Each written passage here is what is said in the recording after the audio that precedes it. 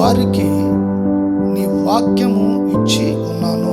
నేను లోక సంబంధిని కానట్టు వారును లోక సంబంధులు కారు గనుక లోకము వారిని ద్వేషించును. నిజముగా ఎవరైతే ప్రభు చేత వాక్యము చేత పోషింపబడుచున్నారు, ఈ యోహాను 17:14 ప్రభు అంటున్నారు, నేను నీ వాక్యము వారికి ఇచ్చితిని అంటూ ఉన్నారు.